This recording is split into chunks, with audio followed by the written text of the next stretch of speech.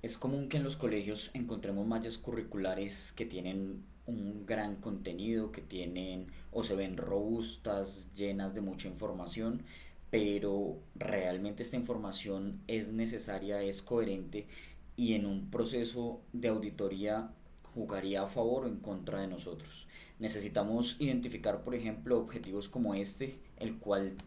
están muy robustos, muy grandes y no logran definir cuál es el alcance real de esa asignatura para ese periodo y para ese grado. Adicionalmente encontramos problemas como competencias las cuales ya están dadas por el Ministerio de Educación o en su defecto por el ICFES y sencillamente no concuerdan con las competencias que encontramos dentro de la malla y adicional a eso tenemos problemas donde definitivamente los componentes los estamos variando, estamos cambiando, no sabemos qué es un componente, qué es una competencia. En este caso cogemos, si analizamos los componentes vemos como tal que estamos trabajando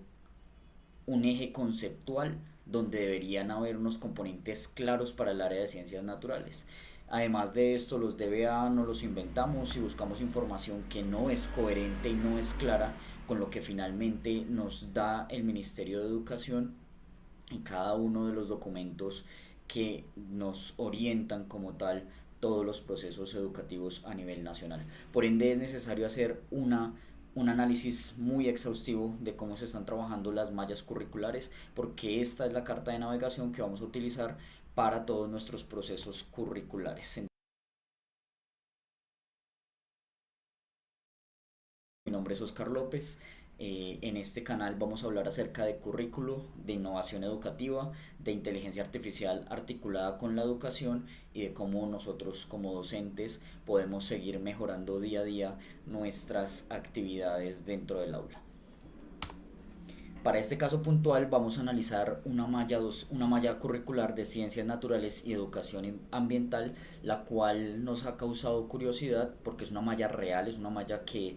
se ha analizado y que definitivamente tiene algunos errores muy claros desde los objetivos que se están marcando, pero además hay unas inconsistencias que pasan desde el orden legal y también desde cómo se debe articular correctamente una malla de competencias. En este caso es importante identificar que el objetivo que nos presentan es un objetivo demasiado robusto, intenta articular sí las ciencias naturales en su conjunto, desde la biología, desde la química, desde la física y desde la ciencia, tecnología, sociedad y ambiente, que son los cuatro componentes del área, pero finalmente termina siendo muy enredado, muy amplio,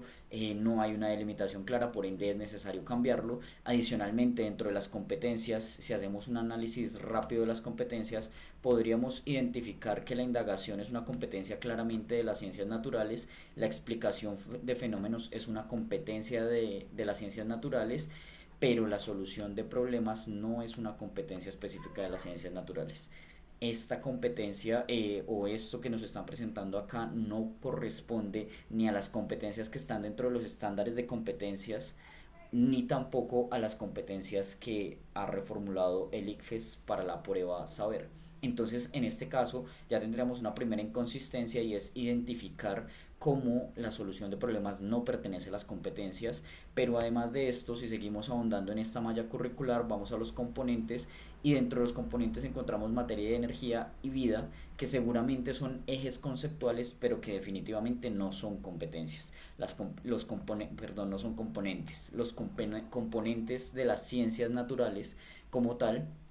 en este caso son el componente biológico, el componente físico, el componente químico y ciencia, tecnología, sociedad y ambiente. Esto sí lo queremos ver desde la articulación que ha venido haciendo el ICFES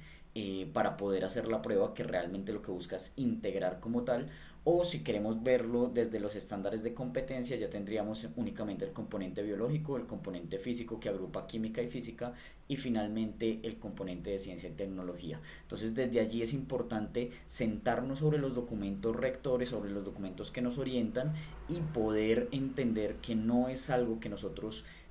tengamos que construir o inventarnos, sino por el contrario es algo que tenemos que consultar y articular. En este caso, si vamos y miramos los DBA, tampoco corresponden porque estos no son los DBA que están para grado sexto Por ende, existen muchas irregularidades dentro de esta malla que se repiten día a día en todas las mallas que podríamos entrar a analizar. ¿Qué es importante? Que entendamos que las mallas son el documento rector que nos va a orientar, nos va a guiar, es esa carta de navegación dentro de nuestras clases y que además nos va a permitir contribuir con ese proyecto educativo institucional. Entonces no simplemente hago una malla para poder decir que hay un documento que dice qué es lo que yo estoy trabajando dentro de las clases, sino que además es un documento que me dice, venga, yo estoy apoyando de esta manera a esa construcción de proyecto educativo institucional y a esa construcción de estudiante que finalmente termina siendo nuestra finalidad como docentes. Entonces es importante entender cómo debemos hacer, cómo debemos construir correctamente, en este caso, una malla curricular y qué debemos tener en cuenta. ¿Listo? Bueno, y si quieren saber cómo se organiza una malla curricular, cómo pueden revisarla, cómo pueden evaluarla y cómo pueden hacer más efectiva su malla curricular, denle al siguiente video que les voy a poner ahí para que puedan mejorar esas habilidades en la construcción de mallas curriculares y seguir fortaleciendo sus procesos académicos, pedagógicos y formativos. Que estén muy bien.